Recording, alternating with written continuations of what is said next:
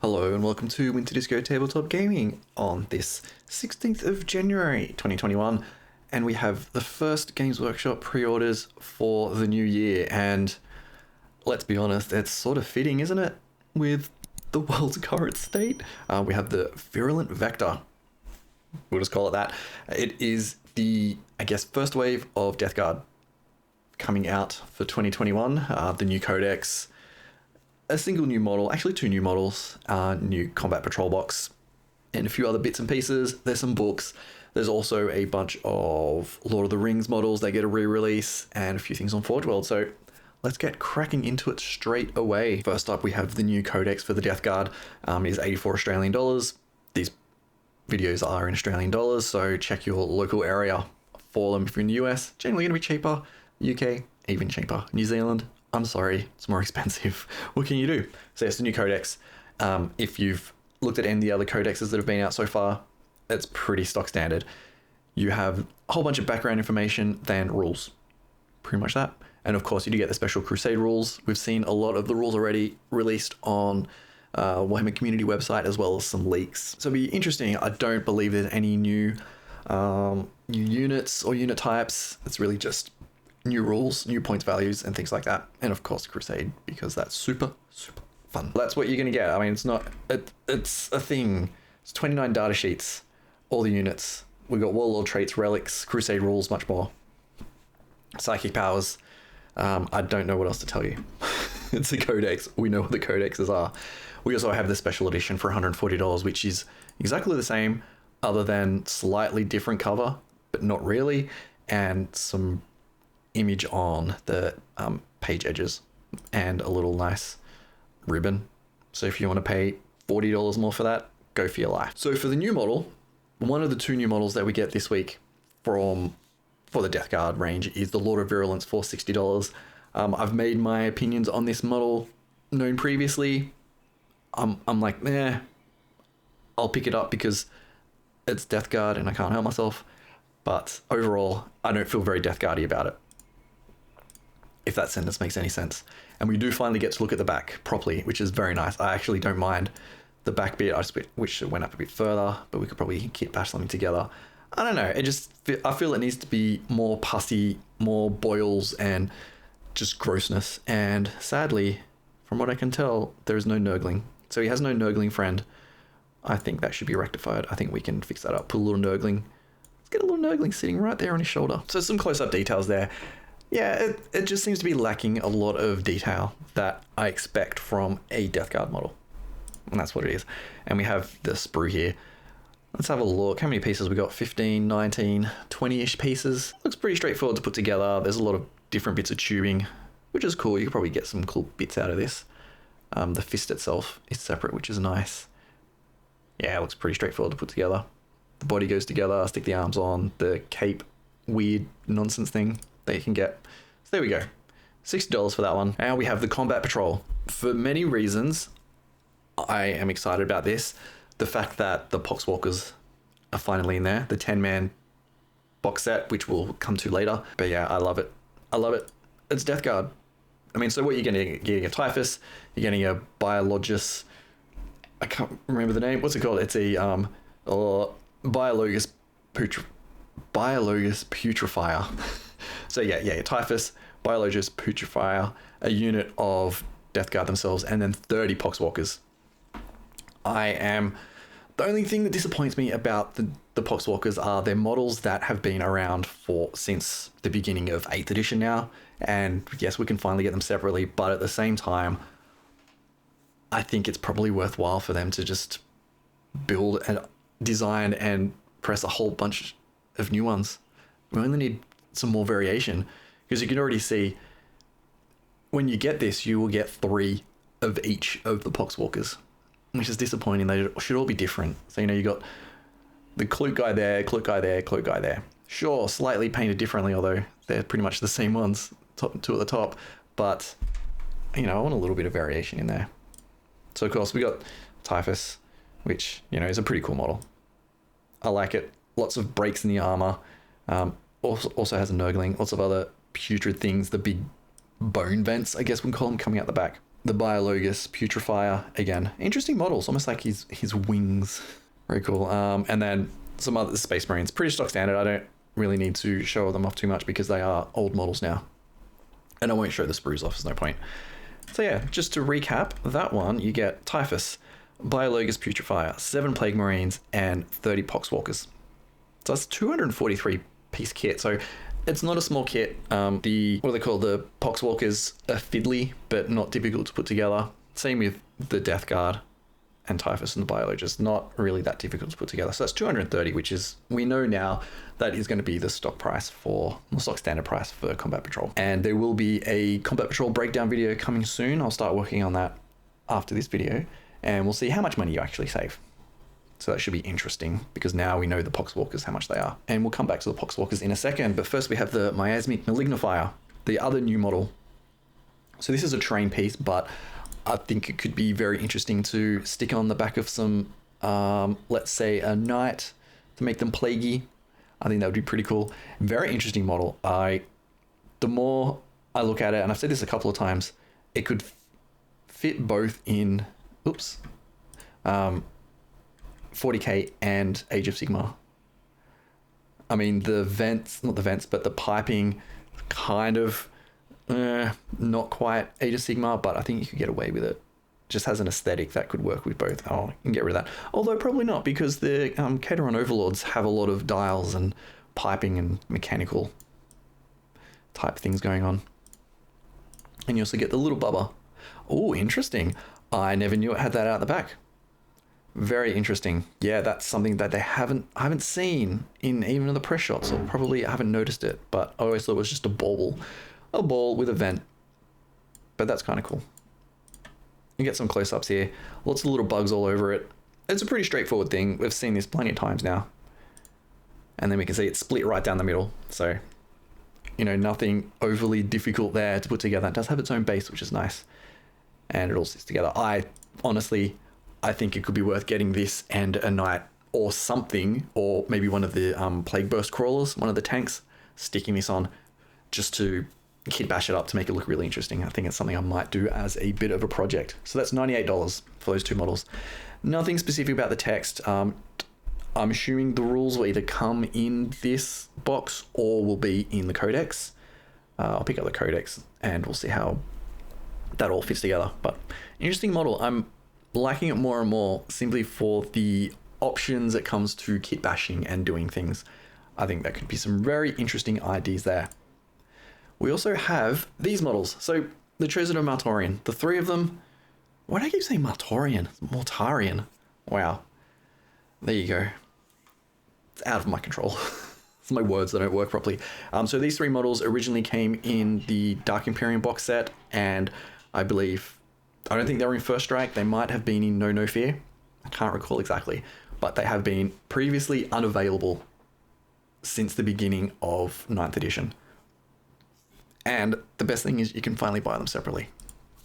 So if you haven't seen them, some very cool features, very, very cool. It could be worth buying this box for $105, which seems to be a bit expensive, but really $35-ish for each model, which is around the right price, I think. Lots of bits for kit bashing. You know, cutting off all these spiky bones and chains with the incense burners and things like that. And this is where, for me, Plague Guard? Wow, Death Guard really jumped out at me because there was so much variation and so many cool little bits and pieces on them. So, for example, I think the cape is completely separate. I think the backpack and the cape are separate. Take that off, stick it on another model. Not bad at all. And little bits that you can take and hang off and stick on everywhere else. So these also have their own particular rules. So they're actually elite, not special characters, but just elite units. Very nice indeed. And we get a close-up look. So just, again, a lot of the detail, so much detail that makes Death Guard so unique and interesting to me. And all on a single sprue. I do not recall if this is how it originally came. Yes, it did, because you can see the copyright mark is 2017. So this is how it came. And it's been so long since I've actually looked at the sprue. And it's all starting to come back to me now. So I think the original plan was always to release this as its own thing. So very interesting. I like it, and I might pick it up. I do have a couple of these models laying around anyway, from buying them separately when it all came out in 8th edition. But if you haven't got them, definitely worth picking up.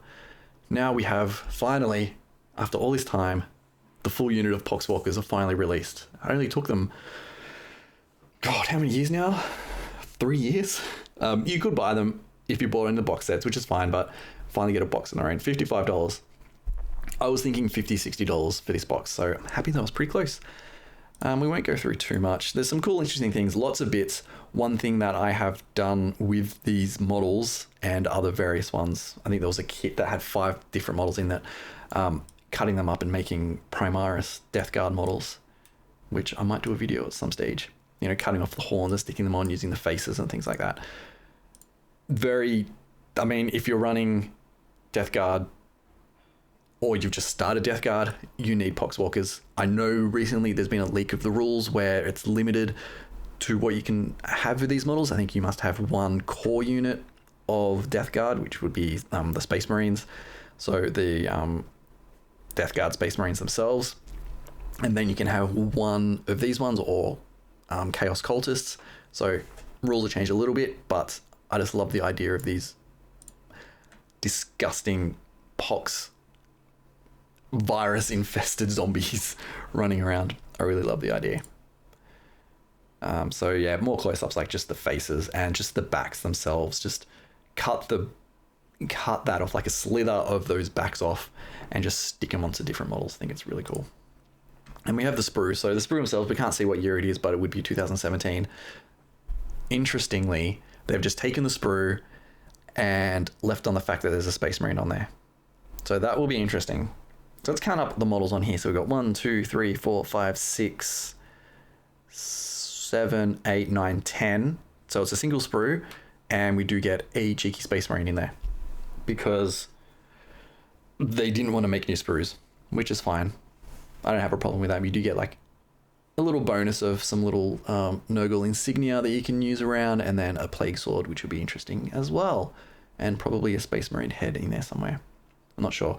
So yeah, an interesting release for this one. I'm surprised it's taken them this long. And I was always surprised that it wasn't a sprue of itself, and it had like a Space Marine on there. I was always confused by that, particularly from the Dark Imperium days. As soon as I saw the Space Marine on there, I'm like, oh, I don't know if they can release this separately, but they've gone ahead and done it. So there you go. Next up, we also have the data cards for Death Guard. Stock standard data cards. You get 7 core strategies, 31 Death Guard stratagems, 7 Plague Company stratagems, Smite, Psychic Power, and then 6 Psychic Power cards for the Contagion Discipline. So pretty what you're going to get with any army. $40 for the cards. Pretty the standard price for the data cards. We also have the Contamination Core Collection. At the moment, this is sold out. $715. I don't know what the value breakdown of this is. You do get everything, including 2 Miasmic Malignifiers, but you also get a limited edition print of 100. So I'm assuming there's only 100 of these, and they'd be sent out to different territories.